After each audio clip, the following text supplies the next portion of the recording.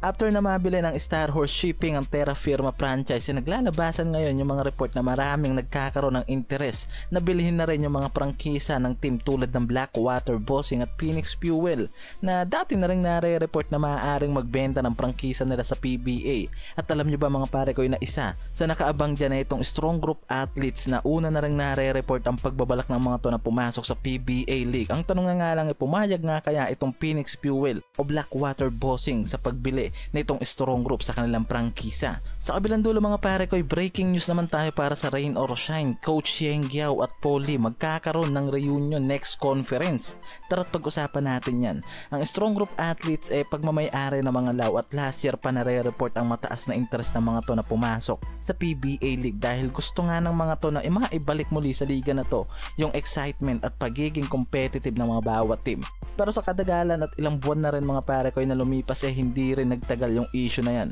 na parang nabaliwala na nga rin daw yung plano ng mga yan na pumasok sa PBA at mukhang wala talagang balak ang PBA governors na magdagdag pa ng mga teams mula sa 12 teams ngayon na naglalaro sa PBA. Diba halos lahat ng mga fans nagtataka kung bakit hindi pinahihintulutan itong si Kume na magdagdag at mag-expand pa ang liga na to para sa mga PBA teams na gusto pang magbalak na kumuha ng mga sisters company. Para naman magkaroon nga raw ulit ng excitement at competitive sa iba't ibang mga teams na to sa PBA na matagal na rin nga raw nawala, diba? Dahil halos lahat naman nakikita na pera na nga lang daw yung tumatakbo sa Pro League natin na PBA at mismong yung mga kumpanyang yan tulad nga nito alam yung sistema na yan na tumatakbo dyan sa PBA na isa sa dahilan na rin kung bakit gustong pumasok ng mga teams tulad nga nitong Star Horse Shipping at itong Strong Group Athletes sa PBA para maibalik sa liga na to nga raw yung init ng laro at competitive sa loob ng court na matagal na talagang nawawala sa liga na to ng PBA at alam nating lahat yan.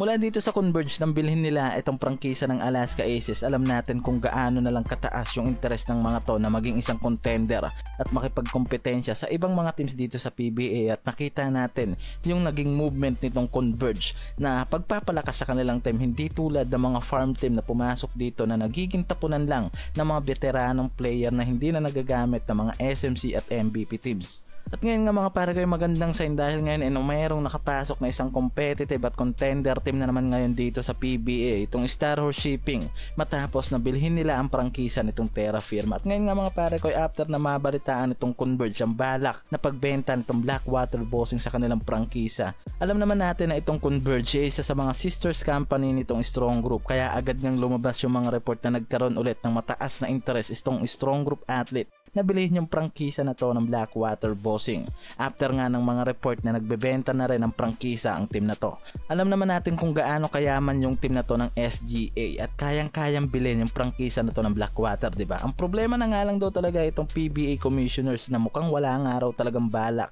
na pahintulutan na pumasok ang SGA at tinaharang ang balak na to na makapasok. Kung pera nga lang daw talaga wala naman nga raw pag-uusapan sa team na to Lalo't alam naman natin kung gaano kalaki yung ginagastos ng mga to every year sa paglalaro sa Dubai International, diba? At kayang-kayang magbayad ng mga dekalibreng import, mapa NBA former man ang mga international player. Ito rin Phoenix Fuel mga pare ko matagal na rin nauugnay, halos taon na ang binibilang mga pare ko na nare-report na pagbebenta nila ng prangkisa dahil nga sa mga report na napupunta na nga raw yung team na to sa pagkalugi sa PBA at kung sakali nga dalawa yung team na to na maaaring abangan nitong Strong Group Athlete para matuloy na yung balak ng mga to na pagpasok sa PBA at makipagkompetensya sa mga SMC at MVPs company na naglalaro dito sa liga na to. Ang tanong na nga lang ngayon dyan palusutin nga raw kaya nitong si Commissioner Willie Marshall ang balak na to ng Strong Group Athletes katulad nga ng pagpapalusot nila sa bagong team ngayon ng Star Horse Shipping ito na yung huling team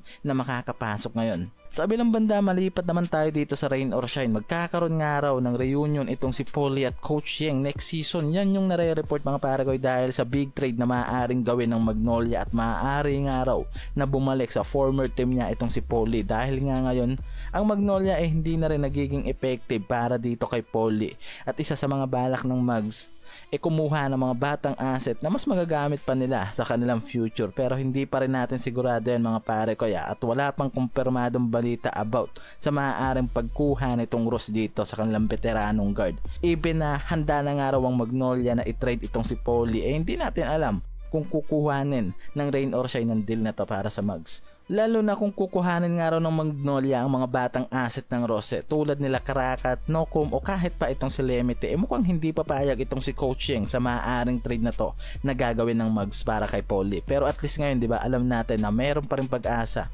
If ever lang na magkaroon ng kasunduan itong Rain or Shine at Magnolia, ay posible na magkaroon nga raw ng reunite itong si Coach Yeng at Paulie sa Rain or Shine.